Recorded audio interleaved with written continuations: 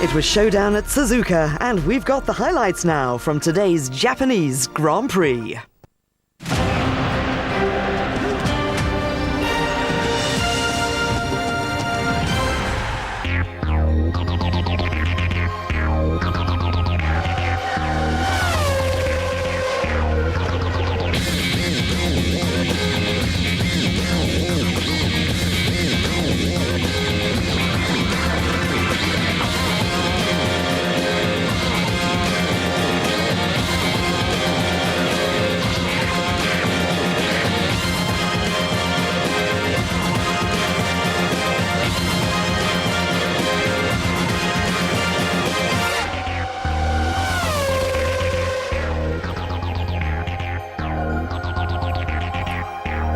It's the first of Formula One's Far East fixtures, round 16 of the championship from the Suzuka circuit in Japan.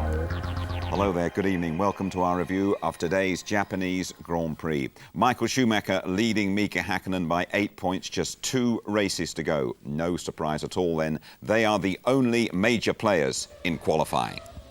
Schumacher called it a high-quality qualifying fight, and it's very tough to disagree. The two best drivers take turns at setting a scorching pace, finding a little more inside themselves and the car on every run.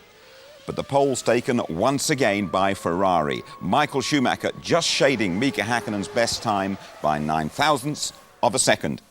So the top two on the front row, their understudies Coulthard and Barrichello behind. Button, best of the rest, alongside teammate Ralf Schumacher.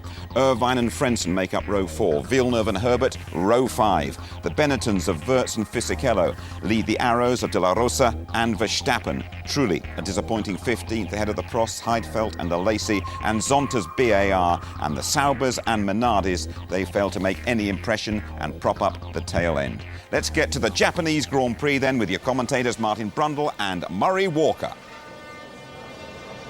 Schumacher, Ferrari in the background, the McLaren of Mika Häkkinen. Behind them, David Coulthard and Rubens Barrichello.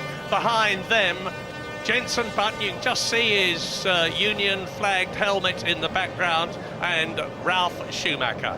Is somebody going to make an unexpectedly good start, but in particular, can Michael Schumacher get it away? Häkkinen's car not looking particularly healthy on the line there. Look, a lot of blue smoke coming out of the back. That could be just oil burning off of the exterior of the exhaust pipes, but that is definitely more than normal, Murray. Yep, watch for that then. 4 lights, 5 lights of the Japanese Grand Prix. He's go, and Michael Schumacher comes straight across and drives Mika Häkkinen towards the wall. But Häkkinen's done it again. He's taken the lead as he did last year and the year before. A terrible bit of news for Michael Schumacher. David Coulthard in 3rd position, and Rubens Barrichello has been swamped, including by Eddie Irvine's Jaguar, which started in 7th position. So Häkkinen, Schumacher, Coulthard, and up has come extremely well the Williams BMW, and it looks like Ralf Schumacher in 4th position. Totally unexpected, and Mika Häkkinen has got exactly the situation that he wanted on the first lap. Michael Schumacher has got exactly the situation he didn't want. Remember what James Allen told you about fuel strategies? This could have immediately changed the Ferrari fuel strategy if Michael Schumacher was starting on a light load. So both Ferraris then, as expected, slow off the line. Michael tried to amend that by squeezing Mika Häkkinen. He would have nothing of it, just like he would have nothing of it back at the Hungarian Grand Prix either, and streaked through. But anyway, it's all calm. Michael is still in a 6-point scoring position. He can still win the championship if he finishes second to Häkkinen twice. So I don't think he'll be too distressed. He's got 4 wheels on his wagon and a whole race ahead of him, and I think he has the pace to at least stay with Häkkinen and maybe just an ounce more speed too. And sure enough, Ralf Schumacher, a brilliant 4th place. Eddie Irvine up into 5th position. Rubens Barrichello down to 6th. Jenson Button lost 2 places, down to 7th position, and over the line, 1 lap completed, 52 laps to go. You can see them as Mika Häkkinen turns into the approach to the snake. Now, last year he pulled away and built up a comparatively rapidly 8 seconds lead over Michael Schumacher. It doesn't look to me as though he's doing that this year. Here it is again. Yeah, so we've got an overhead look. They got away perfectly, but it's just Mika just hooked up and got more grip. Had to take to the yellow hatched zone. And there, Barrichello getting squeezed totally out, back into 6th place, so not working at all well for him. But Michael certainly activated the clutch at the right time, but just did not pick up speed. You'd have to suggest that the Ferrari is heavier on fuel, because he certainly got off the line quite well. But as we've seen so many times this year, Häkkinen is able to build speed so quickly. Look, he kills the wheel spin immediately and just gets total forward motion, and that is the net result. He's leading the Grand Prix. So quickly did he do that, that although Michael Schumacher moved across immediately to try and impede the McLaren, he totally failed to do so. Now, here they come out of the spoon, up towards the 130R, Häkkinen, Schumacher. Now, the gap between Häkkinen and Schumacher and Coulthard, who is in 3rd place, is already some 2 seconds. The first 2 are pulling away. Now, remember, we don't know anything about fuel strategies. We're expecting them to stop twice, in which case the first stop should be round about lap 19 up to lap 22. Some way to go yet. Now, Häkkinen led by 0.8 of a second on the first lap. He's increased it to 1 second. He's obviously therefore made the fastest lap of the race. David Coulthard still there. And the Williams BMWs of Ralf Schumacher and Jenson Button, 4th and 7th places. The Jaguar of Eddie Irvine magnificently, and you can see it in the background there, holding on to that 5th place alone on the track, well ahead of Rubens Barrichello. Yes, he was over a second a lap faster than Barrichello on the last time around, so Irvine has got some serious pace. Barrichello struggling some 2.7 seconds slower than Häkkinen and Michael Schumacher, so Barrichello with no apparent speed. Can't see any problems. Remember, the smoke we saw coming out of the back of Häkkinen's car was clearly running hotter than it should have been. Must have been a breather pipe or something, or occasionally the exhaust can give off a smoke like that when they get to a high temperature, and therefore Häkkinen appears to have no problems at this time. Now, if Michael Schumacher can just keep in touch, he's going to be in there with a very considerable chance. Into the pits comes Jos Verstappen, and that is a retirement. That is for sure. When they turn like that and the mechanics wheel the car backwards, that's it. First retirement of the race then for Jos Verstappen in the orange arrows. Don't know what his problem is. I'm sure we'll find out soon from the F1 ITV pit crew. Meanwhile, back with the leaders, and Häkkinen again on this lap appears to be a couple of tenths faster than Michael Schumacher. Can he edge this lead to over 2 seconds? I think it'll be this lap or the next, and he'll clear that 2-second hurdle. A 39.9 again for him, and a 40.0 for Michael, so it's a 10th per lap now. Well, there's no question of the fact that Michael Schumacher is not trying. He's trying, all right, but try as he may, lap by lap, metre by metre, Mika Häkkinen, with perfect control and superb line in an ideally set up motor car, is inching away from him. Very interesting that, because we've had 6 sessions of one kind or another up to today, including qualifying. Michael Schumacher was faster in 5 of those 6, but in the end it's Häkkinen on that superior start who's got ahead, and now he's staying ahead. Yes, if you want to see where, how and why Häkkinen's inching away, just watch the front wheels as they go through the curbs, particularly earlier on in the lap, and even through Spoon, which is about another half a kilometre down the road from where they are now. Häkkinen hooks up with them more consistently than Michael Schumacher, and it's Schumacher, and the car's just edging away from those apex curbs where he really needs to be. Makes him have to fight the car on the exit a little bit. It's only a tiny amount. If you look hard, you can see Michael having to work harder to stay on line than Häkkinen. Well, that's Ricardo Zonta in the white car that you're looking at. He is in 17th place, chasing Nick Heidfeld. Behind him is Pedro Diniz. Here we are back again with Mika Häkkinen, down to complete another lap. Michael Schumacher could keep him in sight, but that McLaren is slowly getting smaller and smaller.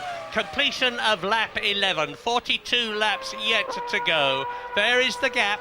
2 seconds now. It is over 2 seconds as a result of the fact that although Michael Schumacher has gone faster than he has been before, Mika Häkkinen has just gone faster than anybody has been before, including himself, of course. A new fastest lap on lap 10, lap 11, 1:39.7, and that is some 1.5 seconds faster than Michael Schumacher's fastest lap last year. So we've got a 130-mile-an-hour lap as we ride with Rubens Barrichello in 6th position. And the car you see ahead is the green Jaguar of Eddie Irvine. So the Scarlet Ferrari cannot make up ground on Eddie Irvine, who went so well last year here in the Ferrari. 150 miles an hour now through Dunlop, and then look, the first Degner really catches you by surprise and you just launch through it, and then take the second one much more seriously down to 80 miles an hour, and you can lean on that green piece of concrete on the exit. And Barrichello spun off here by clipping a curb on Friday. No such problems this time around. And out come the Jaguar mechanics into the pit lane to receive either Eddie Irvine in 5th position or Johnny Herbert, who's 9th. Irvine coming in, peeling off then, so Irvine locking up to get down to the 120k, and he has pitted very, very early again at the end of lap 16. So Irvine then explains to a certain extent some of his pace, especially if Barrichello can go somewhat further into the race. But nonetheless, a good run, good first part of the race for Eddie Irvine. Barrichello up into 5th place, Jenson Button back into the points, 6th position. Eddie Irvine, I'm sure Villeneuve is going to get through before him. Yes, indeed he has, because now here is De La Rosa right behind him, and he was in 11th place. There is Jacques Villeneuve. And it looks as though BAR are starting to get towards achieving their objective in this race. Yes, and there you see Jenson Button in front of him. Last time around, the gap was just 0.6 of a second. So, and Villeneuve really closing in under braking. You always get a yo-yo effect in a hairpin like that, but clearly Villeneuve has greater pace at the moment. Lap 17, race order, Häkkinen, 2.2 seconds, Schumacher, 13 seconds, David Coulthard, 23 seconds, Ralf Schumacher, 4th, 30 seconds, Rubens Barrichello is 5th, 32 seconds, Jenson Button, 32 seconds behind Häkkinen, that is, and not behind Barrichello, in 6th position, so just over half a minute covers the top 6, the top 7 now, because you're looking at Jenson Button in the white Williams, or you were, and Jacques Villeneuve. Here they are. So Button only 2.1 seconds behind Barrichello. You probably saw the Ferrari flash through the foreground as they cut away to Button and Villeneuve. Over the line they go. This time it's Button that's slightly faster on that lap by a fraction of a second. Good tussle here. Button doing an amazing job through this Grand Prix weekend to qualify 5th on his first ever visit to this, one of the most demanding circuits in the world. And there's a queue coming in the pits of Burt, Salo, and then must be a Lacey behind them. So now we've had Herbert, Irvine, Burt, Trulli, Salo, Heidfeld and Dinitz have all stopped. None of the front runners have yet stopped. Is this going to be another disappointment for Michael Schumacher, like so many Japanese Grand Prix in the past have been? Last year, beaten by Mika Häkkinen. The year before, beaten by Mika Häkkinen in the race and the World Championship. And he's doing nothing about the flying Finn ahead of him. Although the gap between Schumacher in 2nd place and Coulthard 3rd is getting bigger and bigger. 15 seconds it is now, and Coulthard himself is nearly 14 seconds ahead of Ralf Schumacher. Yet again, it looks as though the Williams BMW is going to finish in the points. Ralf Schumacher's had a brilliant season, 3 third places already. Ralf has pitted, so Ralf Schumacher pits from 4th place. Barrichello will temporarily take that 4th place over. Button moves up also to 5th in that case. So Ralf in for his first scheduled stop on what is an early 2-stopper, I'd imagine. 8.3 seconds. In comes Jacques Villeneuve. Bit of a clumsy pit entry there, not for Jacques, but just the geography of where his team are based down there really had to turn in. Others seem to have more space and they can sweep into their garage, and away goes Frentzen. So pouring in and pouring out thick and fast as up to lap the Benetton comes Mika Häkkinen, and out go the Ferrari crew. This is going to be the first Ferrari stop. Michael Schumacher has not been in. Rubens Barrichello has not been in. This is lap 20. The pit lane entry has been changed this year from before the chicane to after the chicane. And bang, there goes one of the Prosts. It looks like Jean Alesi to me. And the marshal is on the wrong side. He's trying to make the cars go up the inside. That is not a happy place to be. And there is some liquid, of course, on the racetrack. I think the engine has blown on that Prost, sent him backwards across the grass. I'm sure we'll get a replay soon. And they have recovered the situation well. The track will be slippery. I believe that's turn 5 that they're through there. It's one of the end turners in the snake. It's 5, I think, Martin. It's on the snake, definitely, out of turns 1 and 2. Another Peugeot engine gone kaput. Into the pit lane comes Rubens Barrichello from 4th position. Well, he clearly had not got a lot of fuel on board then. He's the first Ferrari to stop, so Barrichello simply off the pace for whatever reason this afternoon. Rubens not having a happy weekend. He's had some great runs this year, but this weekend is not one of them. Now, here is a straw for Ferrari lovers to clutch at. I offer it to you for what it's worth. As Jenson Button leaves the pits, it is that Michael Schumacher started this race on a very heavy fuel load and is struggling to keep up with Mika Häkkinen because of that. But Mika Häkkinen will come in earlier. Michael Schumacher will stay out for a long time and take the lead of the race. So think about that. They're too close in pace for that to be the case, Murray, to be a significant difference in fuel load. It is for every 10 kilos of fuel, which is about probably 2.5 laps, it's something like 4/10 of a second, 4.5 of a second per lap. And really, I think there's the engine going, there's the Peugeot engine going, and it seizes up, locks up, and just spins Alesi around and puts him back onto the racetrack, deposits some fluid down, but nothing to do with Jean, nothing he could do about that at all. As soon as the hydraulic pressure decays, you cannot pull the clutch and release it, and if the engine seizes up, therefore, so do your rear wheels. Bit of a bonus for Eddie Irvine, that, because Jacques Villeneuve was temporarily unsighted by that mass of white smoke. Probably had to back off a bit, and that has saved Eddie Irvine from attack from Jacques Villeneuve for a few yards. Irvine is still in 7th place, Villeneuve is 8th, 6th is Ralf Schumacher after the stops. Jenson Button is now ahead of his teammate, and they have both stopped. So Button is 5th, Ralf Schumacher is 6th.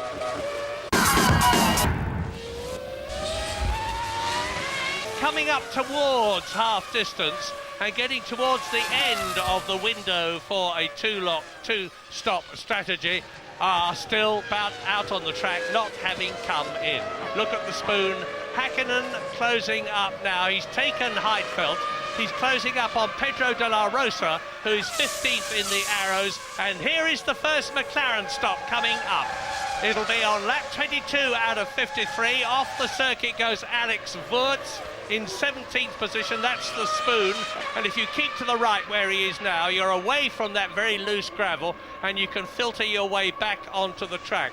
Very dusty motor car, but you live to fight another day. Yes, you have to remember when you get down to 130 R2, and it's Häkkinen. It's Häkkinen, the race leader, coming in for his first stop at the end of lap 22. And here we go then, James. Yeah, and he comes now. Watch how long that fuel hose is on for. If it's on for anything like about 8 seconds, he's putting 50 kilos of fuel in. No, it's less than that. Short stop now. Ross Brawn is bringing Michael Schumacher in next lap by. And this is where the race is going to be won and lost, guys. It's how much fuel goes in and what the middle stint of the race is going to be. Thanks, James. 6.8 seconds. He came in with a 2-second lap, like 2-second lead. Michael Schumacher, of course, is in the lead, and he knows he's got to go on this lap. He's got to try and go as fast as he possibly can and decrease the gap between himself and Mika Häkkinen and rely on a perfect stop from the Ferrari people under 7 seconds, and it's going to be very close in that case when they come out to rejoin on lap 24. Yes, Michael Schumacher wrestling the car through the Dunlop curve as we cut back to him, and his car is not handling as well as Mika Häkkinen's. But remember, he missed a run in qualifying yesterday. Michael only did 3 runs. He has 3 new sets of tyres available for this race. Mika Häkkinen only has 2. but when Hakkinen will use his 2 new sets in the first 2 stints, so I don't think Schumacher will be able to do too much with his 3rd set. This is a crucial pit stop for the Ferrari mechanics. They need to win this championship for a driver for the first time in 21 years, as I'm sure you've heard many times. Now he must go through the last chicane before he comes into that pit lane. It cost him about 2 seconds extra to stop this year, and Michael is in. James, are you there? I am indeed, Martin, and I've worked out that Mika Hakkinen took on 13 laps worth of fuel, that's all. So McLaren were the ones that short-fueled the car. What are Ferrari going to do? Michael goes in, the hose goes on as well. Everything looks fairly routine to me. I haven't got a clock, I don't know if you can see one. 7.4, a tiny bit more fuel for Michael Schumacher. So how many more laps has he got? He's going to do about 14 or 15 laps, maybe. Oh, look at this. Here comes Mika Hakkinen on the right, and he's going to get through ahead of Michael Schumacher.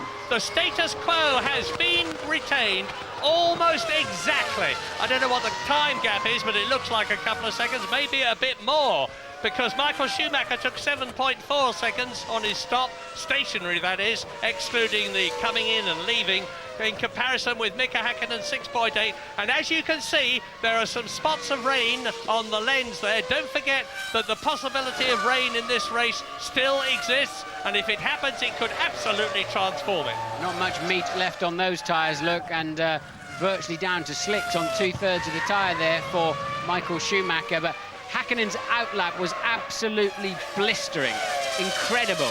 The fastest man through the middle section of the lap, and his fastest sector at the end of the lap to really put something special in. To be sure, he was ahead of Michael Schumacher. Schumacher, as you saw, stopped for about 0.6 of a second worth more of fuel. James is right, I think he can go a bit further. Coulthard, the leader, current leader, will have to come in on this lap by the looks of it. Eddie Irvine fighting some nasty oversteer there in the Jaguar as Villeneuve homes in on him. And here comes Coulthard now into 130R. He will pit at the end of this lap. And should get out with no problem at all before Rubens Barrichello, who is currently in 4th place, comes through.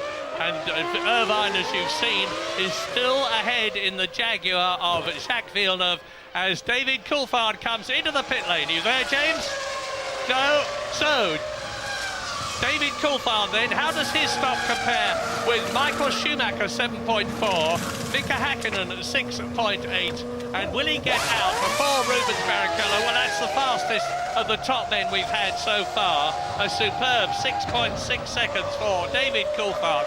And I'm looking to see where it... Look back, and when you see a red car, well, you won't see one, because Rubens Barrichello is too far back even to appear before David Coulthard exits the pit lane. As near as makes no difference, half the Japanese Grand Prix of 2000 has been completed. Mika Hakkinen crosses the line. Now we're at Michael Schumacher completing their 26th lap in this 53-lap race. Hakkinen is increasing his lead. He's gone up from 2.5 seconds to nearly 3 seconds. They have both stopped, as has David Coulthard, and in fact, as has everybody who is still in the race. Only 2 retirements, Sean Lacey and Jos Verstappen. Coulthard still 3rd, then Barrichello, Ralf Schumacher and Jenson Button. Yes, Hakkinen really putting the hammer down on that last lap for that 39.1. That's getting very close to the outright lap record of this circuit. So Hakkinen on a flyer, deciding this is the stage of the race where he's going to stretch it out. As in comes Jarno Trulli for his 2nd pit stop. This is lap 29 out of 53, and Trulli was in 11th position, about 14 seconds ahead of Pedro Diniz. It's going to be a very close thing, but Pedro Diniz should certainly have moved up into that place by the end of the lap. You're watching Mika Hakkinen and Schumacher looking a lot closer. But he's not. It's still 2.1 seconds. James, news? Yeah, so I've just worked a few things out here. Hakkinen pitted on lap 22. He's going to go through to about lap 35. I believe Schumacher can go 2 laps longer. Now, they're encountering traffic, and there's a lot more traffic to come. De La Rosa, Salo, Zonta, Diniz and Trulli will be encountered before the 2nd round of pit stops. Schumacher's target, therefore, is to keep within 2 seconds of Hakkinen through all that traffic. If he can do that, he might be able to nick it at the 2nd pit stop. And they're scything their way through the traffic. It's amazing what a foreshortening effect television has, because Schumacher looks as though he's getting closer and closer as they come up to the hairpin. He is, because Mika lost 0.4 of a second following the Jordan through T1. So Michael is quite a lot closer, and it must be tantalising for him. He can see that World Championship. If he can just get ahead of Häkkinen, he can take the World Championship today. And it must be so tantalisingly close for him. As James said, I think if he can really stay with Mika through this section, and he can do a couple more laps on this tank of fuel, he may just be able to get out ahead of him. And here comes Häkkinen up to Pedro de la Rosa, 15th in the arrows. There is Michael Schumacher in second position. Will Pedro see both of them as into the pits comes Heinz-Harald Frentzen? Oh, off the track, out of the race. Frentzen retires, the third retirement of the race, and that is the 10th time in 16 races that Heinz-Harald Frentzen has retired. The bugbear of the Jordan team this year has been a lack of reliability. 10 retirements for Frentzen, and Trulli has retired 7 times as well. And a very gloomy Eddie Jordan pensively looks at the screen, because they are starting to see, as I have made clear already, the possibility of their 5th place in the Constructors' Championship disappearing, because Frentzen is certainly going to score no points. As you look down on this battle, this intriguing, continuing, non-stop battle between Mika Häkkinen and Michael Schumacher, and the gap now was 1.1 seconds, and Schumacher is really going for it. Up to the hairpin on lap 31 out of 53. Look at this. Now, this is real excitement. Michael Schumacher has got the bit between his teeth. Mika Häkkinen knows the gap of 2.5 seconds is down to just a few car lengths. I'm absolutely sure that there's a little bit of drizzle falling, because everybody's lapping 1.5 seconds slower than they were earlier on. I know they've got more fuel on board now, but I'm pretty sure there's just a little tiny bit of drizzle out there that's making Häkkinen quite cautious. I keep you in touch. David Coulthard is still third, 23 seconds behind the leaders. Rubens Barrichello, a massive 44 seconds, but still fourth. Jenson Button is fifth, 50 seconds behind them. Ralf Schumacher is sixth, in 54 seconds behind the leaders.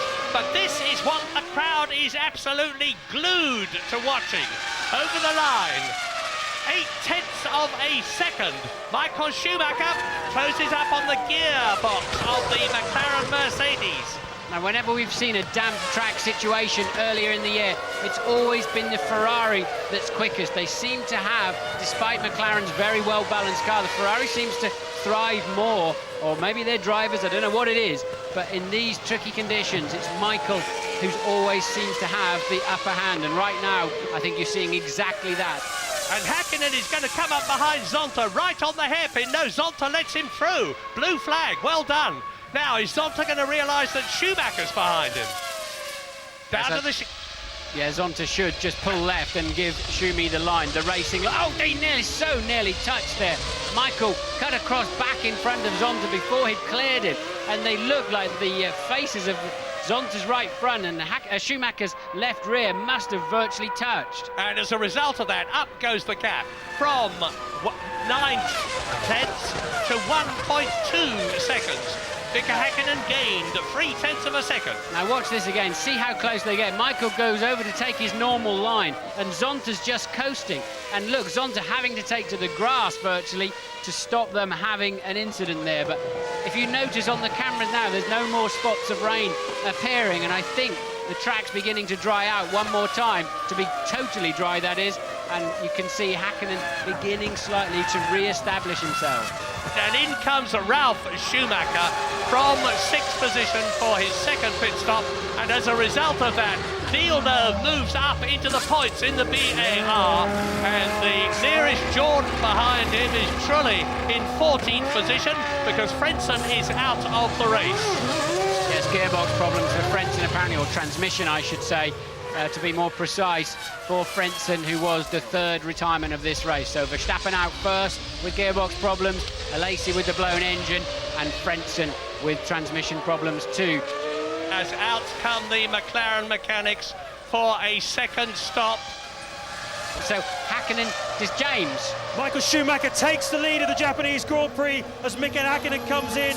There's still a bit of drizzle around. McLaren would dearly love for both the two cars to have stopped at the same time. It wasn't going to be possible. A lot of discussion on the pit wall to see if they could make the fuel last. Hakkinen 7.4. These next 2 laps could well decide the Japanese Grand Prix. And the World Championship. Michael Schumacher has got those 2 Jaguars in front of him, which will inhibit him, if not stop him, from making the searing lap that he would need to make, having taken the lead, in order to try to decrease the gap between himself and Mika Hakkinen. There we are, you see. Yes, he's still behind both of them, Murray, so he hasn't cleared either of them yet. Irvine moves easily out of the way. Teammates from last year, of course. Eddie Irvine clears the path for Michael Schumacher. The Jaguars beginning to struggle on pace. I think Herbert had a problem last time around, and it's absolutely crucial for Michael Schumacher's chances of winning this race and this championship to clear that Jaguar before the end of the lap. Excellent bit of flag marshalling there, the Japanese and the rain, look at that! This could, because they could bring him in now for wet tyres. Michael Schumacher could come in and change to a more appropriate tyre, because if this rain continues, the track will get wet pretty quickly. And remember that Mika Hakkinen has been in and has gone out on a new set of grooved tyres for dry track conditions. In comes Rubens Barrichello, and unless they get him out very quickly indeed, that's going to mean to say that they're not going to have Michael Schumacher's wheels and tyres ready for him. I think Michael might have another lap left. Yeah, remember, James did the calculations. We think Michael could go probably 2 laps longer, but we'll have to wait and see. But there is only one tyre choice at the moment, and that is slicks. There is no other option at all. It makes no sense to be on anything else. You'll be so slow, you'll trash them in 2 or 3 laps, so you may as well come in yet again if you have to, would be the right decision. Here comes the race leader. We know that the Ferrari mechanics are out in the pit lane. I'm looking through the window at them as I talk to you. Down to the chicane. This is going to be the crucial stop that decides it. And he dodges a spun Benetton, that of Alex Wurz, down in 18th position as the 2 Jaguars go by. Now here's the pit stop, James. Yes, he's made half a second on Hakkinen on this lap. He had a 26.8 second lead. I think it's going to be enough, guys. If this stop is anything, yes, it's definitely going to be enough. He's going to do it. I think you're right. Hakkinen has not gone through. There is the McLaren going through the chicane. Look for it as here comes Michael Schumacher rejoining the track, and he's ahead of Mika Hakkinen. The horns blow because they're as keen on Ferrari in Japan as they are in most other countries. There is a sea of Ferrari flags and red hats here. They want Schumacher to win. He's now on lap 41 out of 53, looking good for his 8th win of the year, which would make him world champion for the 3rd time. But let's not count any Ferrari chickens before they are hatched. There are still 12 laps to go. So Schumacher leads Hakkinen. Coulthard 40 seconds down the road. Barrichello 4th. Jenson Button still in 5th. Ralf Schumacher in 6th. We're going to take a short break. Be back. Ralf Schumacher spins out of the Japanese Grand Prix and 6th position. Jacques Villeneuve moves up in the BAR for that single point which could take the BAR team ahead of Jordan in the Constructors' Championship. This is what happened. Yes, he put a wheel up on the white line, ran in too deep into 1 and spins off before ever arriving into 2. Very close up behind the Minardi, and another mistake there for Ralf Schumacher. Lap 47 coming up out of 53 at Suzuka, and if you root for McLaren, get on your knees and pray. If you root for Ferrari, do the same thing, because Michael Schumacher is leading Mika Hakkinen by a decreased gap. It's come down from 5 seconds to 4.3 seconds. Mika Hakkinen's last lap was 0.4 of a second faster than Michael Schumacher. The Finn can only attack now, throw caution to the winds, really go for it. He's got nothing to lose. Michael Schumacher coming up to lap the Jaguar in front of him, which will hopefully move over and let him through. It looks like Eddie Irvine's car, the man who was his teammate last year. But Michael Schumacher, at the moment, at the rate they are going and the number of laps they've got, obviously, but he moves through on the inside at the hairpin. Yes, and the reason he's moving past the Jaguars again, of course, is he's made a pit stop since he passed them last time around, where you lose about 25 seconds. So Michael having to repass both Jaguars, the first one of them down, and Johnny Herbert about 3 seconds down the road. And there's the sign that says it all. It's lap 6 to go, plus 4.3 seconds from Hackey. Well, once again, we're seeing that McLaren and Ferrari, who between them have scored 73% of the World Championship points which are available so far, are dominating the race. Their 4 drivers are in the first 4 places, which means to say that, in effect, all the rest of them, the other 18 drivers, are trying to win a race by taking 5th position. And the man who's doing that is Jenson Button.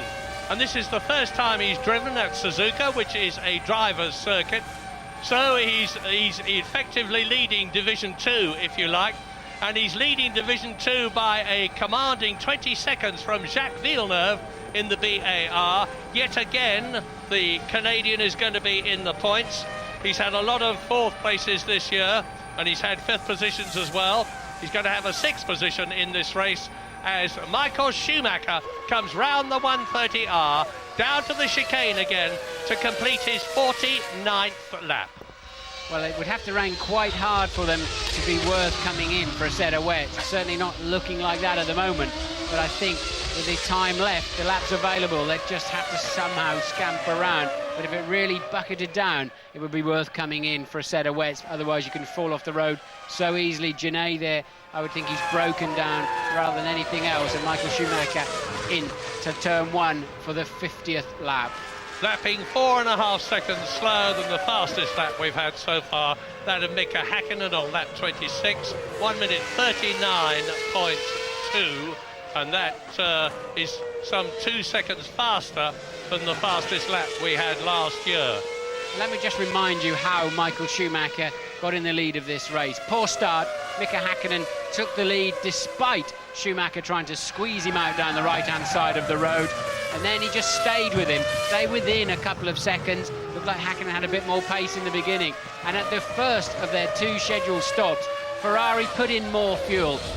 Schumacher could then run 2 laps further, and in those 2 laps, he was faster than Mika Häkkinen. He came in 0.9 behind Häkkinen, and he made up nearly 5 seconds because of a great stop by the Ferrari team, 6.0 seconds.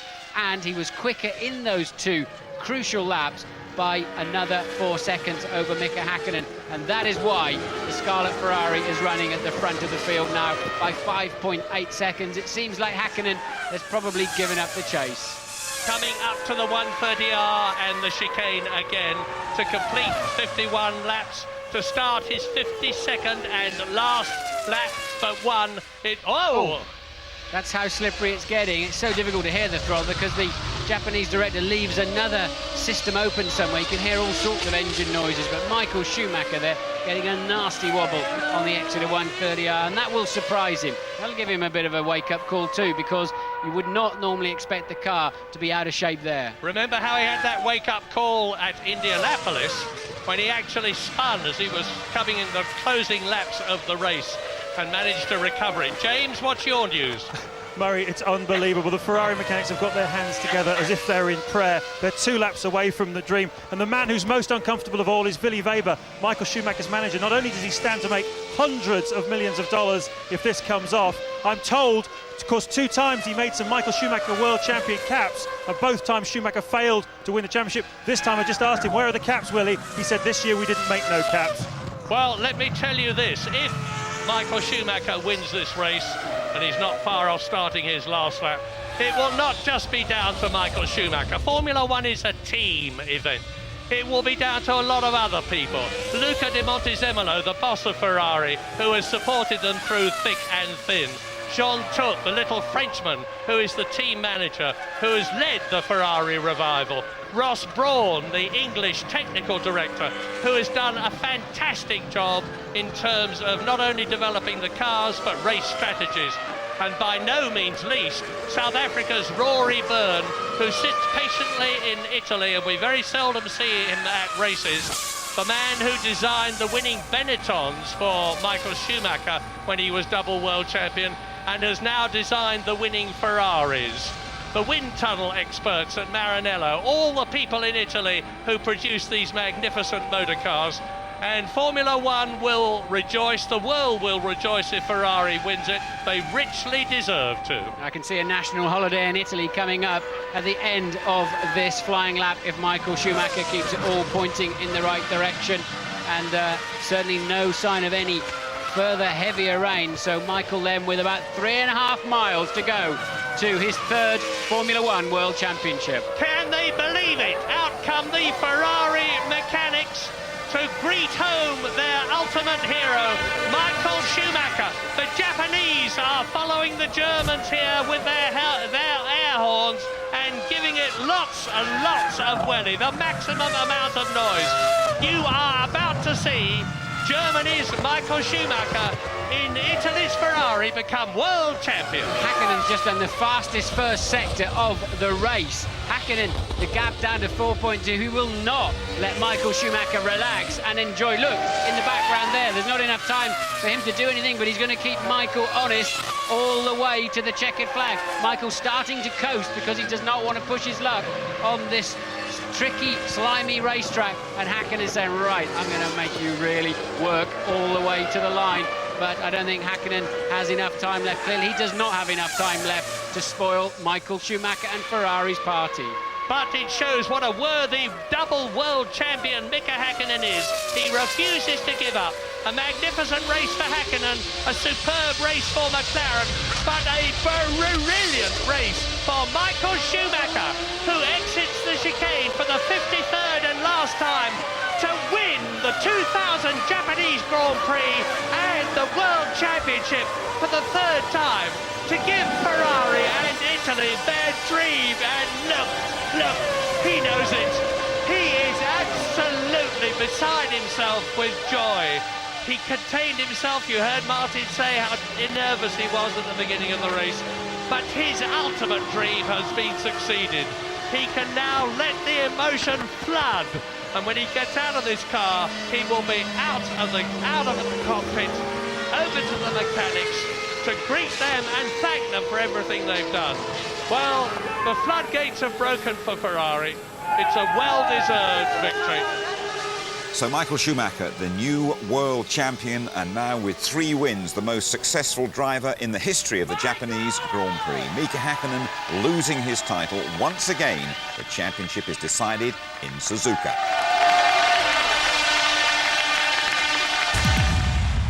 First World Championship for Ferrari for 21 years. You're one of the architects of it. Tell us what it means to you and to this team. Well, personally, it's why I came to Ferrari, to do this. So I've achieved my dream, and so has everyone else in the team. Brilliant day, Ross. Well done. You can't win every World Championship. You know, we've won a few. It would have been nice to be in contention for the last race, but on the day, you know, it's not about this race, it's about all of them. Lost the race, but I won the championship a couple of times, so I'm not too upset about it. I think, once to be a good winner, you have to be a good loser, You and Mika Häkkinen have had a lot of races like that where you've been nose to tail over the years. Is that the hardest you feel that the pair of you have ever had to push? I'd say yes, honestly. We've had very good races in the past, but here and then it's for the championship. I guess we haven't had any harder races in our championship career together. Schumacher's 12-point advantage means he's home and dry. Häkkinen pushing him all the way. Coulthard looking set for third, ahead of Barrichello, the younger Schumacher, and Fisichella unchanged. So Ferrari in great shape to retain the Constructors' title. McLaren will hope to respond in Malaysia. Williams, well, they're effectively third, barring a Benetton miracle at Sepang, where BAR and Jordan will conclude their private scrap. OK then, Tony, Michael Schumacher has won it, but he made it hard for himself with that start, didn't he? He was very nervous before the start of this race. He knew everything was on this race. And here we are, his worst nightmares coming true here as he makes a very bad start, has to move across in front of his teammate Barrichello and almost taking out his brother there, Ralf Schumacher, who made a great start. And in the meantime, Häkkinen really brilliant start. Look at this, it's a zig, it's not a zigzag, it's one move across, but he squeezes Mika Häkkinen. Mika Häkkinen keeps on his line, puts in that brilliant start there, and the conditions were to be in favour of Ferrari. The zig OK, is it? The zig is OK. One move, not two moves. Zigzag, not. They battled all the way, didn't they? And then Ricardo Zonta had a moment that could even have cost Michael Schumacher the race. Well, you know, Michael said we'll attack from the start. He was prepared to take risks. And like his squeeze on Coulthard, Indianapolis, from 200 miles an hour, you almost see the pips coming out. You almost see the pips coming out of Zonta, but shades of Austria there. Zonta had ran into the back of Michael Schumacher. Hearts must have been in their mouths in the Ferrari pit on that one. Well, you mentioned the Ferrari pits. Brilliant work, both by Ferrari and McLaren. It all boiled down, didn't it, to the second pit stop. And a tricky old moment for Michael Schumacher going into it. Yeah, because he'd been building up to the pit stop and he'd got to get the hammer down, which he'd done. He'd had to go past two Jaguars. There he is going on his in-lap, and there's Wirtz spun in front of him. A Benetton right across his path, so he had to skid to one side of that, then getting into this stop. But the well-drilled Ferrari boys, there they are, putting in the brilliant stop. And, of course, it's damp out of the back of the track. Schumacher had been making ground already, and from this, the in-lap where he'd done well and the out-lap, plus they'd stayed out for a couple of laps more because of that extra fuel from the first stop, meant they had the edge. But I have to say the conditions, lovely for Michael Schumacher. A bit greasy on the top surface, where this guy wanted to win. He wanted to wrap it up in Suzuka, and he did in fabulous style. It's going to be a heck of a night going on at this moment, I would think, at Maranello, where 30,000 of them watch the race on a big screen. Just finally, Tony, your assessment of Michael Schumacher and what this result means to the world of motor racing.